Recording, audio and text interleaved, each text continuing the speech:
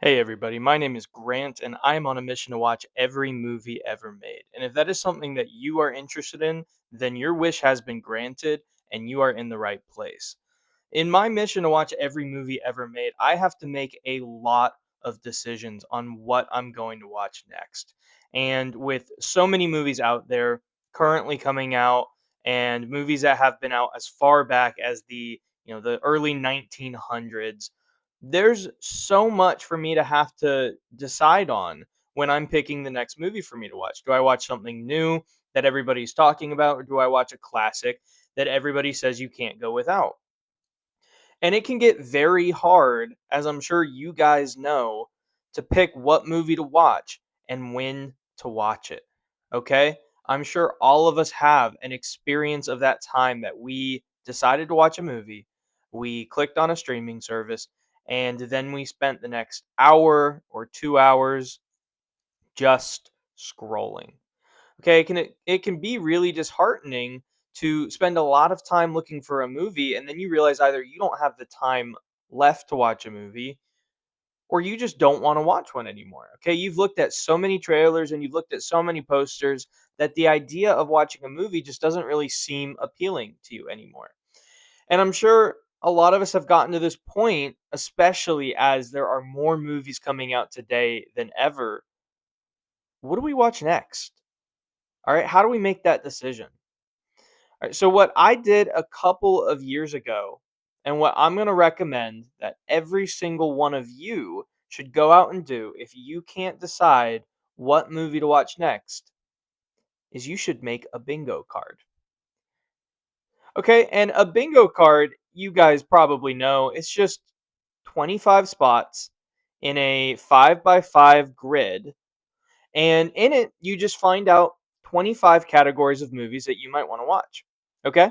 And it can be kind of hard at first to decide what are these categories I'm going to put in. What does that even mean to make a bingo card of different movie categories? And so I've figured out pretty much five easy, definitive ways to decide how to make a bingo card and what you should put in it. Okay. And it's who, what, when, where, and why. Right. So, number one, who was involved in making the movie? Okay. This is where I get categories like watch 10 Nicolas Cage movies or watch every movie from Quentin Tarantino, or one of the categories that I actually completed last year, watch every movie from John Hughes, who directed one of my favorite movies, Ferris Bueller's Day Off. Right, and that can get you to watch some movies that you may just have never given a chance, despite there being some real talent attached to them. Okay. Now, I learned that I don't particularly love most of the other movies that John Hughes made, aside from Ferris Bueller's Day Off and Planes, Trains, and Automobiles. But I did find some movies that I at least enjoyed a little bit. And I found out that there are some of his movies that I just really couldn't care for less. All right. But another one I completed was 10 Nicolas Cage movies, like I mentioned earlier. And I figured out that even in an absolutely terrible movie, one of the lowest rated movies on Letterboxd or on IMDb or just on the internet in general, Nicolas Cage will commit 100% to every role he's in and can bring the score up of a movie pretty significantly. Okay, and I don't think I would have given most of these movies a chance if I didn't have a game that I was playing to kind of incentivize myself to do that. Okay, so this can be specific people that you want to kind of pay respect to, or it can just be a challenge in general, like I've done on this year's bingo card. Just complete an actor's filmography, complete a director's filmography. All right, so that gives me a little bit more choice in deciding who I'm going to watch. And if I hate a couple of movies, I can kind of make the decision to choose somebody else, but it does encourage me to spend a little bit of time in somebody's movie collection to decide what kind of talent does this person have? Are they somebody that I want to have seen every movie they've ever made or they've ever been in? Okay, and the second one is what the movie is about. Okay, and this is the one that you guys might have already been thinking about when you heard me say make a bingo card. Okay, this is very simple. It's watch 10 zombie movies from that was one of the ones I completed last year. Watch 10 vampire movies. That's one of the ones that I have this year. Okay, thank you to Sinners for encouraging me to put vampire movies on this year's list. Okay, but it's not just simple genre movies. There's also a little bit of a fun challenge you can put in where you have to watch, for example, 5 different vehicle movies for different vehicles. So 5 movies about vehicles that take place primarily on a train or in a car or on a boat. But you can't watch 5 train movies and you can't watch 5 plane movies. So you kind of have to start asking yourself, well, what qualifies as a vehicle? Can I do a spaceship? Can I differentiate between different types of cars, or do motorcycles count? Do blimps count? How do we stretch this category? And how do we find a movie that fits the realm of what I've written down? Okay. So watch 5 different sports movies for different sports. Well, we all can come up with a few good football or baseball movies, but then you have to start stretching into sports that you might not be particularly interested in. Okay. I had to watch a golf movie. So I ended up watching Adam Sandler's Happy Gilmore, which led me into watching Happy Gilmore 2, a movie which was not very good, but both were certainly a lot of fun to watch. And I wouldn't have given those necessarily a chance if I didn't have that category down. Okay. Third is when the movie was made. This is a category that I had a lot of fun with completing last year. I had watch a movie from every decade since 1950. So this isn't just watch one really old movie, watch 5 really old movies, and then you can just kind of crank it out with a certain director or a certain actor. Watch a movie from every decade means that you have to find a chronological order of movies that have either impacted Hollywood in some way or have just kind of escaped all of our minds.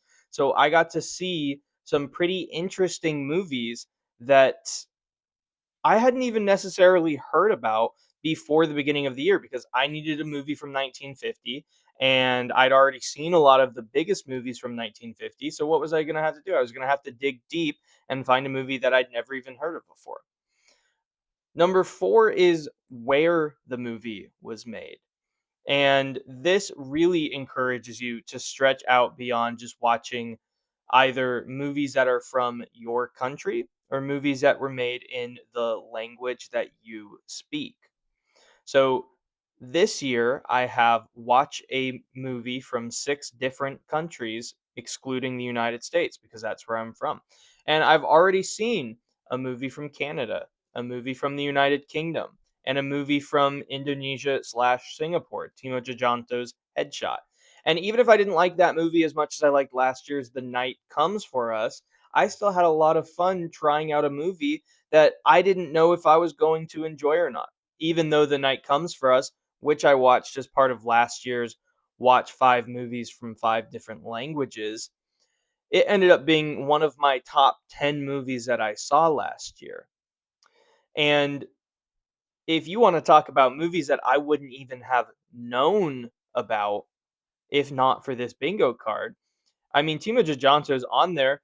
I also watched the Indian movie Kill, which not only was a foreign language movie, but the entire thing takes place on a train.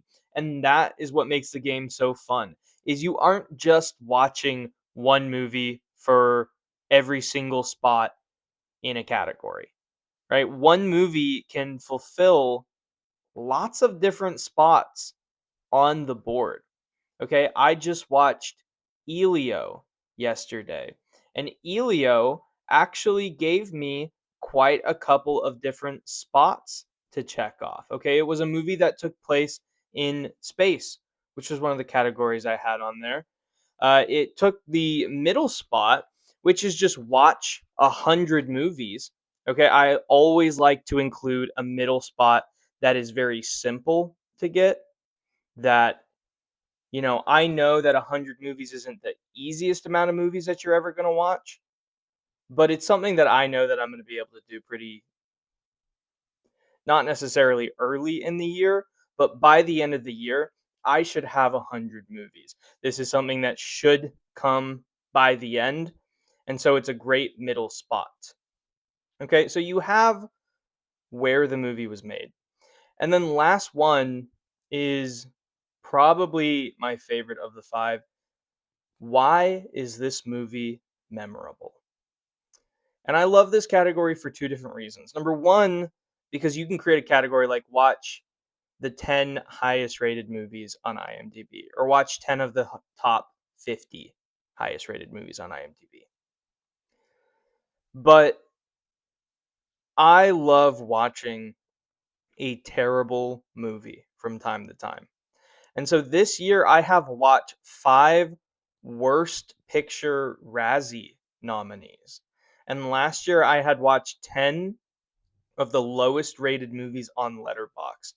And this really becomes the challenge of the entire bingo card. Okay, you know you have to watch some movies that might not necessarily be good and that a lot of people think aren't good. But how do you find something that you might just have a lot of fun with? And how do you make those movie watches not just a bad time, but maybe even something that fulfills another spot on the bingo card? All right, so a couple of the lowest rated letterbox movies that I saw last year happen to have Nicolas Cage in them. And that doesn't say anything about his talent because Nicolas Cage is a fantastic actor. It may just say a little bit about his decision in choosing what movies he stars in, right? So, why is the movie memorable? Is it particularly good? Is it particularly bad? Was it ever banned? Okay, you could have a category entirely on censored movies or on movies that you own on DVD. That's one of the categories that I have today. Why is it movie memorable? Well, because I own it.